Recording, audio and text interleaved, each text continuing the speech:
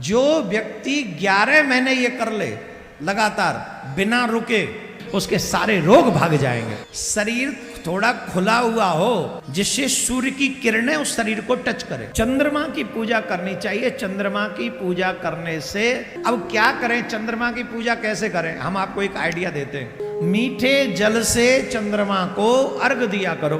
तांबे के पात्र में जल भरकर रोली कुमकुम इत्यादि डालकर चावल डालकर सूर्य को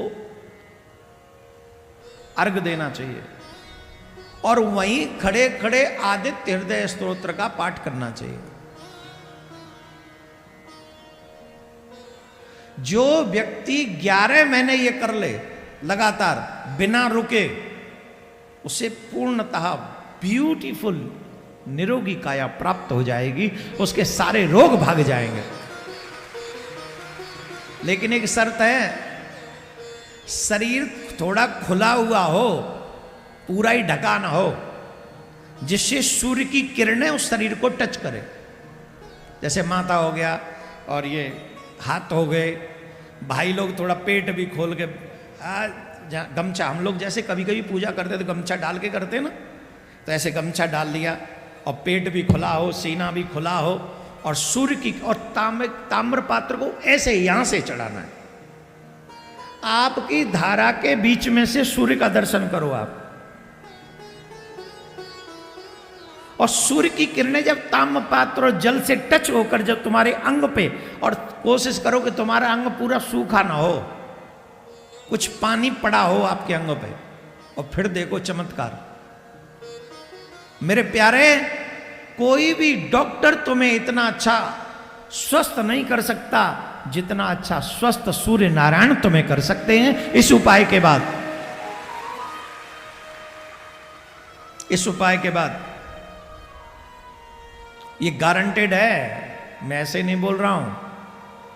हमारे पर जो मैं कहें भूस में लट्ठना मार रहा हूं, मैं करके देख लो, प्रयोग करके देखो, बहुत अच्छा फल मिलेगा।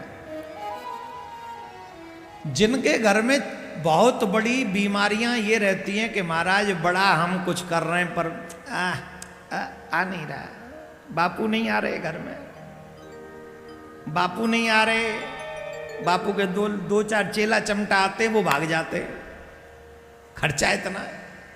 मतलब जिनके जीवन में संपत्ति की कमी है। उपाय बताऊं? ऐसे उपाय बताओ महाराज, बड़ा आनंद आ रहा है शिव पुराण में, पैसा वाला उपाय बताओ। जिन लोगों के जीवन में धन का अभाव है, संपत्ति का अभाव है, उन्हें चंद्रमा की पूजा करनी चाहिए। चंद्र की पूजा करने पर, यह शिव पुराण का उपाय है, मेरा नहीं है, मुझे मत पकड़ना। विश्वेश्वर संहिता पढ़ लेना, उसमें है। कोई कहे महाराज अपने आप ठोकर, ऐसा नहीं, पढ़ लो इसमें। चंद्रमा की पूजा करनी चाहिए। चंद्रमा की पूजा करने से संपत्ति का अभाव जो है, वो संपत्ति के दाता है, वो तुम्हें संपत्ति दे देंगे। अब क्या करें, चंद्रमा की पूजा कैसे करें, हम आपको एक आइडिया देते हैं। दें आपको आइडिया, दे दे।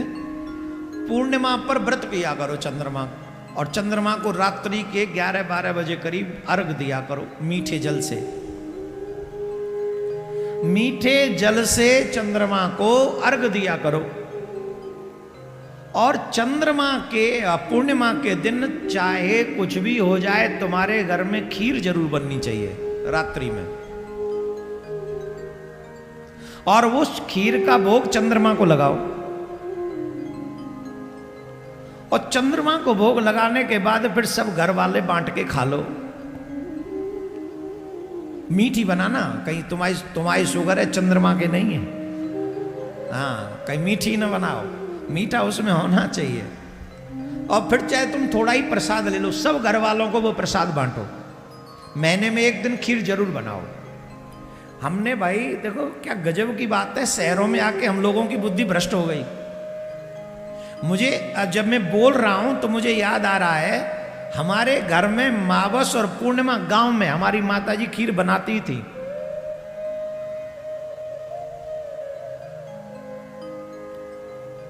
जिनके घर में गाय और भैंस होती थी उनके घर में मावस और पूर्णिमा खीर बनती ही थी।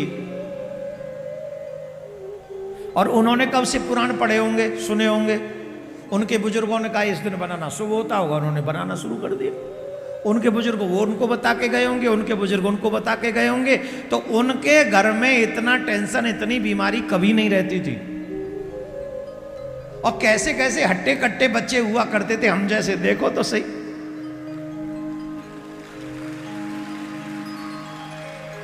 एकदम चकाचक वाले होते थे। और आजकल तो पैदा ही होते तो लुंज पुंज से। अरबपति के यहां पैदा हुआ और ऐसा है कि चलेगा कि भी नहीं, पता ही नहीं कितना चलेगा। डिफेक्टेड पीस भेज दिया भगवान ने। इसलिए शरद पूर्णिमा के दिन या पूर्णिमा के दिन, हर पूर्णिमा पे हम कहते हैं व्रत भी न रख सको तो कोई वैसे व्रत करो तो बहुत ही अच्छी बात है। अब जो पूर्णिमा पे वृंदावन जाते हैं, प्रिया कांजू के दरबार में जाते हैं, दीपक जलाते हैं, वहीं थोड़ी सी खीर भी बनवा लो और प्रिया कांजू को भोग लगाकर वो प्रसाद चंद्रमा को अर्घ देके खीर को भोग लगा के और प्रिया कांजू को समर्पित करके फिर पालो। फिर उसका चमत्कार देखो, तुम्हारे जीवन में कैसा चमत्कार लाता है। जीवन में जो तमाम व्याधियां आती हैं वो मंगल की पूजा से समाप्त होती हैं। इत्यादि ये सभी 7 बारों के विषय में बताया गया। बोलो राधे राधे।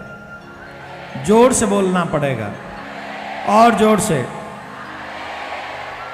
अब सुनो, आज तुम्हारे सारे इलाज ठीक कर देते हैं, ध्यान से सुनो।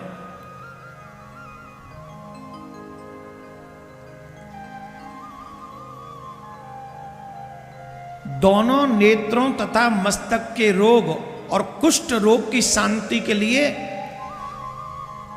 भगवान सूर्य की पूजा करके ब्राह्मणों को भोजन कराए।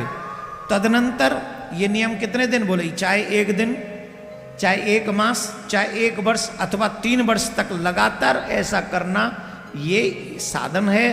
किनको बोले, जिनको नेत्रों में प्रॉब्लम हो वो सूर्य की पूजा करे। 1 दिन, 1 महीना, 1 साल, 3 साल, ज्यादा से ज्यादा। जिनको नेत्रों में प्रॉब्लम है, जिनके माथे में, मस्तिष्क में कोई प्रॉब्लम है, कितनी बड़ी बात कही महाराज, जिनको कुष्ठ रोग है, कुष्ठ रोग, वो भी अगर ऐसी पूजा करेंगे, सूर्यदेव की पूजा करें, फिर ब्राह्मणों को भोजन करा दें। 1 ब्राह्मण, 5 ब्राह्मण, 11 ब्राह्मण, 10 ब्राह्मण, 51, सामर्थ्य अनुसार जितना भी, ये क्रम कर लीजिए, आपको उस रोग से निवृत्ति मिल जाएगी, निवारण हो जाएगा। जरा रोग, जरा आदि का नाश हो जाता है। इष्ट देव के नाम मंत्रों का जाप करना चाहिए। रविवार को सूर्य देव के लिए, अन्य देवताओं के लिए तथा ब्राह्मणों के लिए विशिष्ट वस्तु अर्पित करे तथा साधन विशिष्ट फल देने वाला होता है, इसमें कोई संशय नहीं। विद्वान पुरुष को सोमवार को संपत्ति की प्राप्ति के लिए, किसके लिए, जोर से बोलो, जोर से, विद्वानों को सोमवार के दिन संपत्ति की प्राप्ति के लिए लक्ष्मी आदि की पूजा करनी चाहिए तथा संपत्ति असपत्नीक ब्राह्मणों को घृत से बना हुआ, खीर में भी घी डाल के खिलाओ। ब्राह्मणों को भोजन कर, मां लक्ष्मी बड़ी प्रसन्न होती हैं। जब ब्राह्मण देवता मां लक्ष्मी के नाम का यज्ञ करते हैं तो खीर में घी मिला के आहुति दिलवाते हैं। सोमवार के दिन आप पूजा करो लक्ष्मी मां की, और फिर ब्राह्मणों को पहले हवन हो जाए, हवन में ऐसी आहुति दो, खीर बना के, घी डाल के, और वही भोजन ऐसा ही ब्राह्मणों को करा दो। सोमवार के दिन ऐसा व्रत करने से, इस कार्य को करने से माँ लक्ष्मी प्रसन्न होती है, और माँ लक्ष्मी प्रसन्न होकर उनकी मनोकामना पूर्ण करती है और उस घर में नित्य वास करती है। बोलो राधे राधे। विद्वान पुरुषों को बुधवार को दधि युक्त अन्न से भगवान विष्णु का पूजन करना चाहिए। ऐसा करने पर हमेशा प्यारा सा सुंदर पुत्र प्राप्त होता है। बुधवार के दिन भगवान विष्णु का पूजन अन्न इत्यादि से करे और ब्राह्मणों को भोजन कराए, श्रेष्ठ पुत्र की प्राप्ति हो। अरे इतने उपाय बता दिए मैंने अब आपको, आप इतना ही समझो आज की कथा में उपायों को, ठीक है। राधे राधे बोलना पड़ेगा, ऐसे नहीं, और जोर से, और जोर से बोलो। बहुत धीरे बोल रहे हो भाई।